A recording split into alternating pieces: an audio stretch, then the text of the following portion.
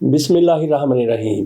آپ جس وقت یہ ویلاگ دیکھ رہے ہیں اس موقع پر شہباز شریف صاحب کو لاہور میں جگایا جا رہا ہے ان کی رہائش گاہ پر، ادھر میاں نواز شریف صاحب کو بھی جگانے کی کوشش کی جا رہی ہے۔ ان کے مابین ملاقات ہونی ہے۔ شہباز شریف صاحب پاکستان سے بحرین گئے تھے، بحرین سے انہوں نے واپس آنا تھا، لیکن واپس آنے کے بجائے وہ لندن چلے گئے۔ ادھر خواجہ آصف بھی پاکستان سے برلن چلے گئے۔ اسی دوران سید عاصم منیر صاحب کا، فیلڈ مارشل صاحب کا نیا نوٹیفکیشن بھی ہونا تھا، ان کے بطور آرمی چیف کا بھی، اور جس طرح سے ان کو نیا عہدہ 27ویں ترمیم میں دیا گیا ہے کمانڈر آف ڈیفینس فورسز، اس کا بھی نوٹیفکیشن ہونا تھا۔ لیکن اس موقع پر نوٹیفکیشن جاری کرنے کے بجائے ہمارے وزیر اعظم صاحب پاکستان سے بحرین سے پھر لندن چلے گئے، وہاں سے ان کو کھینچ ترو کر لایا گیا ہے۔ تو راستے میں کہا جا رہا ہے کہ قازقستان 7 گھنٹے وہ بیٹھے رہے، اور اس کے بعد انہوں نے اسلام آباد لینڈ کرنا تھا، لیکن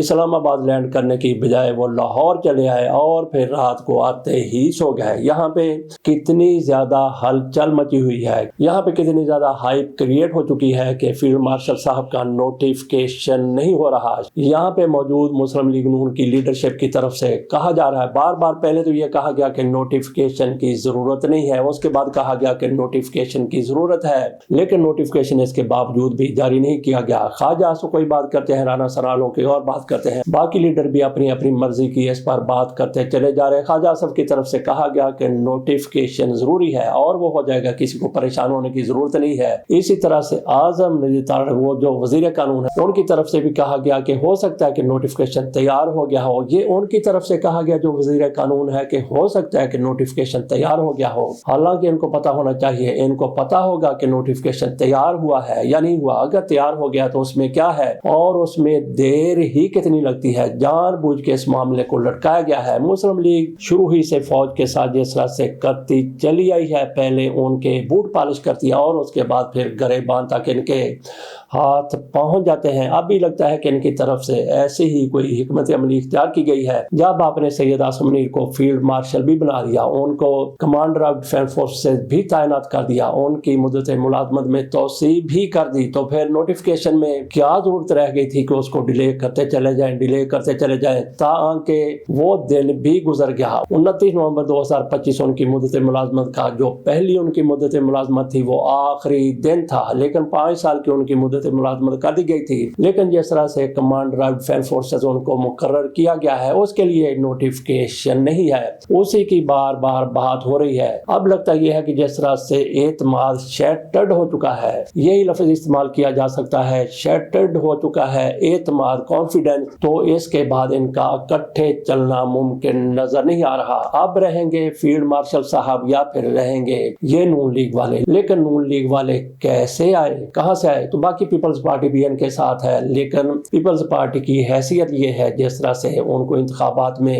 جو بھی سیٹیں ملی ہیں وہ جمعہ جنج کے ساتھ ہے، وہ مسلم لیگ نون کے ساتھ نتھی رہیں گے۔ بہرحال ان کی پہلے یہ مرضی تھی کہ تحریک انصاف کے ساتھ ان کا کوئی پیچ اپ ہو جائے، اتحاد ہو جائے، لیکن عمران خان کی طرف سے کہا گیا کہ یہ 3 پارٹیاں مسلم لیگ نون، پیپلز پارٹی اور MQM کے ساتھ اتحاد سوال ہی پیدا نہیں ہوتا۔ اس لیے پھر پیپلز پارٹی کے لیے اس کے سوا کوئی راستہ نہیں بچا تھا کہ یہ مسلم لیگ نون کے ساتھ اتحاد کر لیتے، اور ان کی طرف سے اتحاد کیا بھی گیا ہے۔ جیسے کہ کہا کہ پیپلز پارٹی تو ایسی ہی پارٹی بن چکی ہے جو جمعہ جنج ناری ہوگی، یہ اقتدار کی رسیا جو بھی اقتدار میں ہوگا اس کے ساتھ مل سکتی ہے۔ تو باقی مسلم لیگ یہ بھی 3 میں تھی نہ 13 میں تھی، لیکن جو کچھ 8 فروری کے انتخابات کے دوسرے روز ہوا وہ پوری دنیا نے دیکھ لیا۔ جس طرح سے فارم 47 بنائے گئے، ان کو جتوایا گیا، کتنی ان کی سیٹیں تھیں، کوئی کہتا ہے کہ 17 سیٹیں تھیں، کوئی اس سے بھی کم کہہ رہا ہے۔ میاں نواز شریف صاحب کی اپنی بھی سیٹ موجود نہیں تھی۔ بہرحال ایسا انتظام کر دیا گیا، اہتمام کر دیا گیا، اور جن لوگوں کی طرف سے، جن کی طرف سے یہ سارا کچھ کیا گیا اور کس طرح سے ان کو ٹرے میں رکھ کے، پلیٹ میں رکھ کے عدم اعتماد عمران خان کے خلاف منظور کر کے دیا گیا تھا، وہ بھی جن لوگوں نے ان کو دیا ان کے احسان کو بھی ان کی طرف سے فراموش फरोश कर दिया गया और फिर इंतखाबात हुए तो उसमें देख लिया कि किस तरह से नताइज को बदला गया। जिस तरह से इनको इक़्तिदार में लाया गया, शहबाज शरीफ साहब ने उस दिन वज़ीर आज़म का हलफ उठाया जिस दिन इन पर फर्द जुर्म आयद होनी थी, और मियां नवाज शरीफ साहब पर कितने करप्शन के केसेस थे सारे एक एक करके ख़त्म कर दिए गए, इनको इक़्तिदार दे दिया गया। लेकिन लगता है कि मियां नवाज शरीफ साहब फुनकारते हुए शाम थे। वो पाकिस्तान आए थे चौथी मरतबा वज़ीर आज़म बनने के लिए, लेकिन उनको वज़ीर आज़म नहीं बनाया गया और वो शायद इसी ताक में बैठे हुए थे कि उन्होंने बदला लेना है। और उन्होंने ये समझा कि सैयद आसिम मुनीर ने जिस तरह से उनको आर्मी चीफ बनाया गया था, उनकी रिटायरमेंट 2 रोज पहले हो चुकी थी,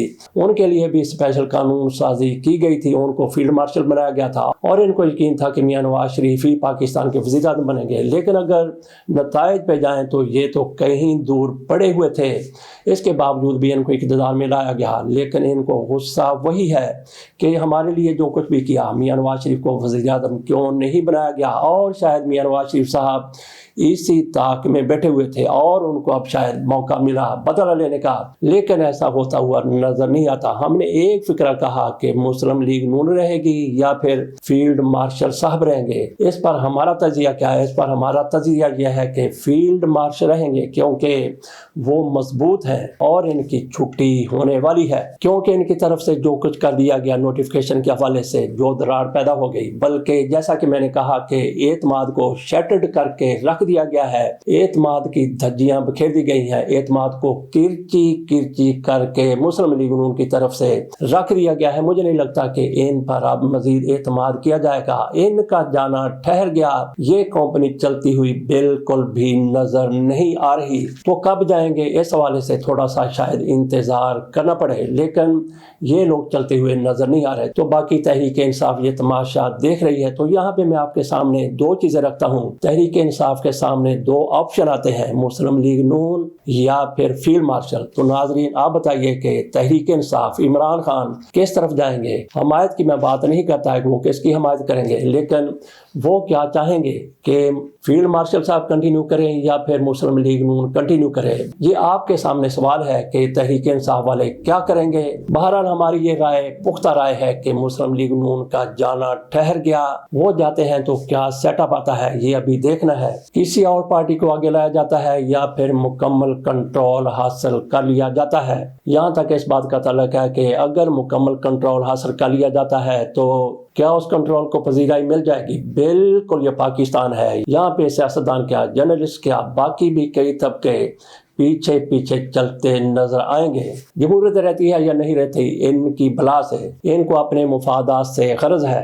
बाकी जैसा कि कहा कि इनकी तरफ से जानबूझकर सारा कुछ किया गया है, सिर्फ और सिर्फ उनको ये बताने के लिए, ये दिखाने के लिए कि हम किस तरह बैठे हुए हैं, क्योंकि इनकी हमायत करने वाले जो सहाफ़ी हैं वो भी इसी तरह की बातें कर रहे हैं कि अब देखना है कि शाह के साथ क्या होता है, जैसा कि आसमा शराजी की तरफ से कहा गया। और अबसार आलम भी ऐसे ही बातें कर रहे हैं और खोलकर ये लोग बातें कर रहे हैं। बाकी चलते चलते थोड़ी सी बात कर लेते हैं। खैबर पख्तूनख्वा में कहा जाता है कि गवर्नर राज लगा दिया जाएगा। बैरिस्टर अकील की तरफ से कहा गया कि वहाँ पे गवर्नर राज लग सकता है। इस पर कौमी असम्बली में भी खोलकर बात हुई है। असद कैसर की तरफ से कहा गया कि ये कौन बंदा है, कैसे ऐसी बात कर सकता है। बहरहाल सुहेल अफरीदी की तरफ से कहा गया है कि अगर इतनी जुर्रत है, ताकत है, तो फिर लगा के दिखाओ गवर्नर राज। बाकी किसी ने इनसे नहीं पूछना कि गवर्नर राज लगाया जाए या ना लगाया जाए, सुहेल अफरीदी से नहीं पूछना। लेकिन हमारी इस हवाले से राय ये है कि सवाल ही पैदा नहीं होता कि खैबर पख्तूनख्वा में गवर्नर राज लगाया जाए, क्योंकि जितनी कमजोर पिच पर आज की मुस्लिम लीग नून खड़ी है, ऐसे बड़े फैसले इनकी तरफ से नहीं किए जा सकते। लिहाजा वहाँ पे गवर्नर राज का कोई भी इम्कान सरेदस्त आज तक नजर नहीं आता। तो जिस तरह की सूरत हाल सामने नजर आ रही है, मुस्लिम लीग नून की छुट्टी जिस तरह से होती हुई नजर आ रही है, तो क्या साइड बदल जाएगी? जैसा कि मैंने कहा कि तहरीक इंसाफ के सामने अगर 2 ऑप्शन है, एक तरफ मुस्लिम लीग नून है और दूसरी तरफ फील्ड मार्शल साहब हैं, तो जिस तरह से जनरल बाजवा की तरफ से कहा गया कि हमने फिर साइड बदलने का फैसला कर लिया। जिस तरह से मुस्लिम लीग नून को उन्होंने ज़लीलो खार करके रख दिया था, इक़्तिदार से निकाला था, जो कुछ मियां नवाज शरीफ के साथ जनरल बाजवा की तरफ से किया गया था, और फिर वही جنرل باجوہ صاحب انہوں نے میاں نواز شریف کے لیے کیا کچھ نہیں کر دیا. انہوں نے کہا تھا کہ اور پھر ہم نے سائیڈ بدلنے کا فیصلہ کر لیا. اسی طرح سے اگر اب بھی سائیڈ بدلنے کا فیصلہ ہو جاتا ہے تو پھر اوپر والے نیچے اور نیچے والے اوپر ہوتے ہوئے نظر آئیں گے. اس کے ساتھ اجازت دیجیے اور انتظار کیجیے کہ پاکستان کی سیاست میں کیا ہوتا ہے، ہوتا کیا ہے. اللہ حافظ.